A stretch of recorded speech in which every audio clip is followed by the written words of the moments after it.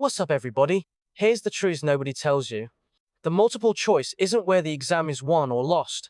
The essays are. Almost half your APUSH score comes from 3 writing tasks, and most students bleed easy points because nobody taught them the rubric. That's exactly where you can clean up.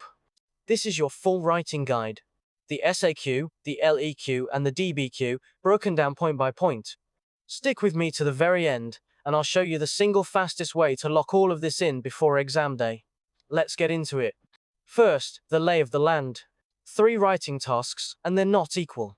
You get 3 SAQs, the short answers, worth 3 points each. Then, 1 LEQ, the long essay, worth 6 points. Then the big one, the DBQ, the document-based question, worth 7 points. Different rubrics, different time limits, different skills. But here's the good news. The rubrics are public and they never change. Learn the checklist, hit every box, collect the points. Let's start with the easiest wins. The SAQ is your warm-up and your easiest points. 3 questions, 40 minutes total, so about 13 minutes each. Every SAQ has 3 parts, A, B, and C, each worth 1 point. Here's the rule that trips people up. No thesis, no intro, no essay. Don't write a paragraph. Just answer the question directly in complete sentences. 1 tight answer per part. Skip the fluff, the College Board doesn't pay for it. So how do you nail each part? Watch this. Here's your SAQ formula, and it spells ACE. A. Answer the question, take a clear position right away. C. Cite specific evidence, name a real event, person, law, or trend, not something vague. E. Explain how that evidence connects back to the question. 3 sentences, 1 point, done. Run ACE on every single part, A, B, and C, and you can walk away with 9 easy points before you even touch an essay. That's the foundation. Now we level up. Now the LEQ, the long essay. 40 minutes, and you choose one of 3 prompts, so pick the one you have the most evidence for. It's scored out of 6 points across 4 categories: thesis, contextualization, evidence, and analysis. No documents here. This is all you and what you know. The structure is a checklist, and the exam grades it like a checklist. So let me walk you through every point so you don't leave a single one on the table. Here's where the 6 points live, so number them. 1. Thesis. A defensible claim with a line of reasoning, not just restating the prompt. 2. Contextualization. Set the broader scene before your argument. What was happening around this topic? 3. Evidence, worth 2 points. First point for 2 specific accurate facts. Second point for actually using that evidence to back your argument. 4. Analysis, also 2 points. 1 for a reasoning skill, 1 for complexity. Those last 2 are where most people stall, so let's break analysis down. Analysis and reasoning is 2 points, and it's the hardest 2 on the LEQ. First point, use a historical reasoning skill. That means causation, comparison, or continuity and change, and your prompt usually tells you which one. Second point, complexity. This is the one everybody misses. Complexity means show nuance, bring in multiple perspectives, or qualify your own argument. Don't just argue one side, acknowledge what complicates it. Nail complexity, and you separate yourself from the pack.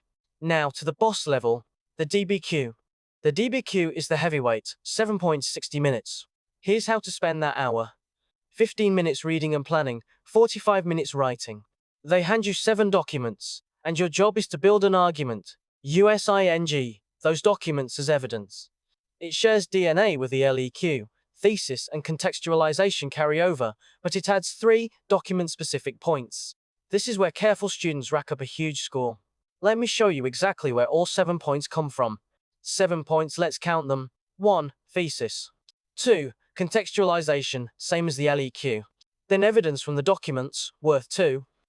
1 point for accurately using at least 3 documents, the second point for using at least 6 to support your argument. So aim for 6, always. Then, 1 point for evidence beyond the documents, a specific fact that is not in any doc. Then 1 point for sourcing. And finally, 1 point for complexity. 2 of those are the ones students forget, so lock them in next. Sourcing is the single most missed point on the whole exam, so this is free money if you learn it.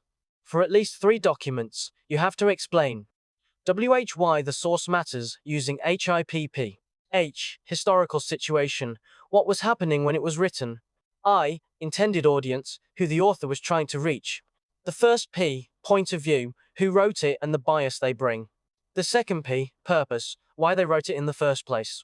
Don't just summarize a document, explain how its point of view, purpose, situation, or audience is relevant to your argument.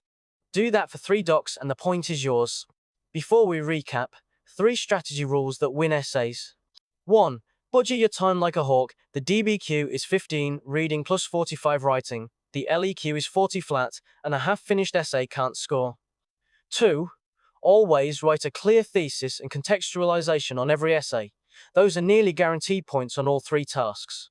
3. Remember, sourcing is the most missed DBQ point, so consciously HIPP at least 3 documents. Plan first, then write. Now let's pull it all together. And that's the whole writing game. The SAQ, 3 parts, ACE each one. The LEQ, 6 points, thesis, context, evidence, and analysis with complexity. The DBQ, 7 points, same backbone plus the documents, evidence beyond, and that most missed sourcing point. You now know every box the graders check. But here's the truth. Reading a rubric is not the same as writing to it. Head to AIM 5 and practice these essays for free, with instant feedback on every one. Links below. Now go get that 5, and I'll see you in the next one.